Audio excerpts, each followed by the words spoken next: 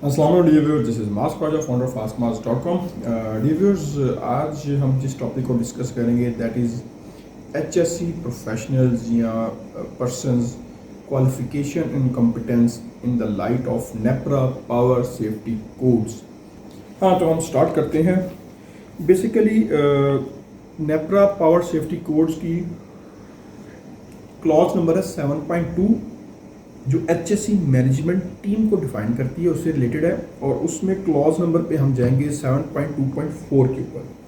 तो 7.2.4 जो है वो स्टेट करती है लाइसेंसी से मुराद जिसने लाइसेंस लिया हुआ है नेपरा के अगेंस्ट, जो पावर हाउस कंपनी का ऑनर है या फिर पावर जो भी है।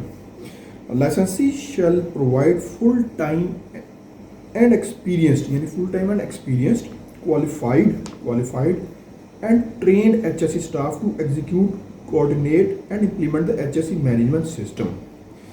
यानी फुल टाइम हो, एक्सपीरियंस्ड हो, क्वालिफाइड हो एंड ट्रेंड हो, ठीक, to execute, coordinate and implement HSC management system।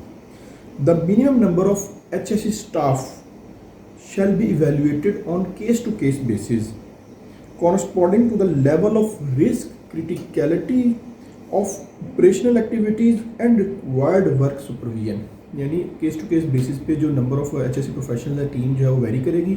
हो सकता है जो कंबाइंड साइकिल में HSC स्टाफ है वो 10 लोग हैं, तो हो सकता है विंड में कम चाहिए हो या फिर सोलर में कम चाहिए हो, वट एवर। तो मजीद फरमाते हैं the appointed HSC team shall be experienced and competent for the defined roles and responsibilities and shall possess at least one of the approved safety qualifications such as NIBOSH International General Certificate यानी NIBOSH IGC किया हो, NIBOSH International Diploma in OHS यानी NIBOSH का diploma किया हो, OSHA certificate और other approved safety HSC certificate या diploma. अच्छा, ठीक है, इन्होंने अच्छा डिफाइन कर दिया क्वालिफिकेशन पॉइंट ऑफ व्यू से, बट ये ओशा नहीं था होना चाहिए। इसके थोड़ा सा मैं ना अगेंस्ट हूँ, बिकॉज वी ऑल नो कि ओशा पाकिस्तान में नहीं होता एक्चुअल में, और इससे उन लोगों को जो है एक मिल जाएगा, रेफरेंस मिल जाएगा, और फिर ओशा का चूरन बेचना स्टार्ट कर देंगे कि आइए ओशा करिए और HSC सेफ्टी ऑफिसर बने, पावर सेक्टर में जाएँ, जॉब करें, वट एवर।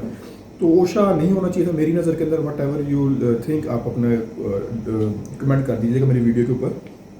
दूसरा, इन्होंने एक्सपीरियंस का वर्ड यूज़ किया बट मिनिमम एक्सपीरियंस को डिफाइन नहीं किया, this is again a gap in it. और थर्ड चीज़ जो मेरी नज़र में है, इन्होंने सेफ्टी कोर्सेज एंड डिप्लोमास को तो डिफाइन कर दिया बट बेसिक एजुकेशन को डिफाइन नहीं किया। वो इंजीनियर हो, 14 ईयर्स एजुकेशन हो, 16 ईयर हो, 18 ईयर्स हो, वट एवर, मास्टर्स हो, MPhil हो, वो डिफाइन नहीं किया। तो ये मेरे ख्याल में वो भी यहाँ पर डिफाइन करने की ज़रूरत थी कि minimum 14 years education plus these diplomas और सर्टिफिकेशन, या फिर मिनिमम इंजीनियर या फिर इन्वायरमेंटल साइंसेज, वट एवर। तो हम आते हैं 7.2.5 क्लॉज के ऊपर, और ये टेबल जो है, द टेबल जो इसका टेबल का जो हेडिंग है, project contractor minimum HSC staff requirement. The table below provides a minimum number of HSC staff required at construction project sites, यानी पावर हाउसेज के पॉइंट ऑफ व्यू से है, जो कंस्ट्रक्शन हो रही होगी, प्रोजेक्ट साइट्स होंगी, उस पर मिनिमम स्टाफ कितना हो।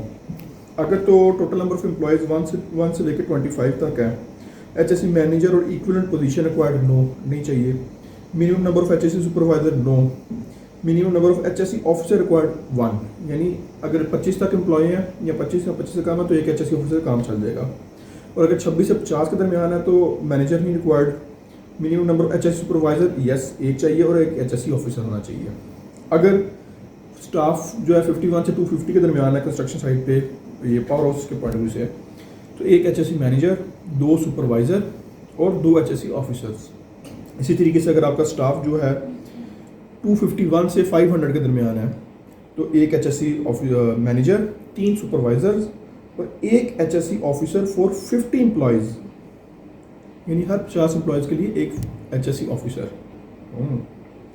और 500 स्टाफ हुआ तो इसका मतलब 10 सेफ्टी ऑफिसर।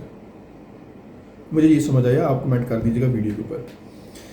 अच्छा, अगर आपका स्टाफ जो है 501 से लेके 1000 तक है कंस्ट्रक्शन साइट पे, तो एक HSC manager, yes, required, 1 supervisor for every 10 safety officers, 1 HSC officer for 50 employees, यानी अगर 1000 बंदे हैं आपके तो 1000 बंदों का मतलब है कि 50 एम्प्लॉयज़ के लिए एक सेफ्टी ऑफिसर इन्होंने लिखा है, यानी 20 सेफ्टी ऑफिसर्स आ जाएंगे। और सेफ्टी सुपरवाइज़र की इन्होंने दी है डिमांड कि हर 10 सेफ्टी ऑफिसर्स के ऊपर एक सुपरवाइज़र हो, यानी 2 सेफ्टी सुपरवाइज़र्स आ जाएंगे और नीचे 20 safety officers if the head count is 1000। और अगर स्टाफ 1001 से लेके 5000 के दरमियान है तो सेफ्टी मैनेजर तो मस्ट है। अगेन वही आ गया कि one supervisor for every 10 safety officers and 20 HSC officers plus additional 1 HSC officer for 100 employees और पार्ट ऑफ देयर ऑफ। ओए बड़ी ज़्यादा सेफ्टी की जॉब्स आ रही हैं यार, दुआ करो ज़्यादा से ज़्यादा कंस्ट्रक्शंस हो इनकी पावर प्लांट की, तो ये तो सेफ्टी ऑफिसर्स की तो हम जो वहाँ पे क्या कहते हैं रेडियाँ लगा देंगे दर्जनों के हिसाब से। फिर 5000 से ज़्यादा अगर आपके कंस्ट्रक्शन साइट पे एम्प्लॉयज़ हैं तो सेफ्टी मैनेजर तो मस्ट है। शुक्र अल्हम्दुलिल्लाह हमारी जॉब्स जो है सिक्योर हुई। एक safety supervisor for every 10 safety officers और 60 HSC officers plus additional 1 HSC officer for 150 employees. वो तेरी खैर, दुआ करो ऐसे ऐसे प्रोजेक्ट्स हैं जहाँ पे 5-5, 6-6 हज़ार लोग काम कर रहे हो, तो वहाँ पे तो हम 70-80 के करीब सेफ्टी ऑफिसर हायर कर लेंगे। दैट्स ग्रेट यार, आई लाइक दिस, मुझे मज़ा आया। अच्छा, वीडियो आपको कैसी लगी और ये सेफ्टी रूल्स में जो इन्होंने सेफ्टी के लोगों की हायरिंग का क्राइटेरिया या अपनी कॉम्पिटेंसी का क्राइटेरिया डिफाइन किया है, ये आपको कैसा लगा, अच्छा लगा, नहीं लगा, क्या मैंने से एक्सप्लेन किया नहीं किया, तो मस्ट कमेंट कीजिएगा और मेरी वीडियो को लाइक कीजिएगा और सब्सक्राइब करें हमारे चैनल को। इंशाल्लाह हम नेक्स्ट वीडियो के साथ दोबारा हाजिर होंगे। बाय बाय, टेक केयर, अल्लाह हाफिज़।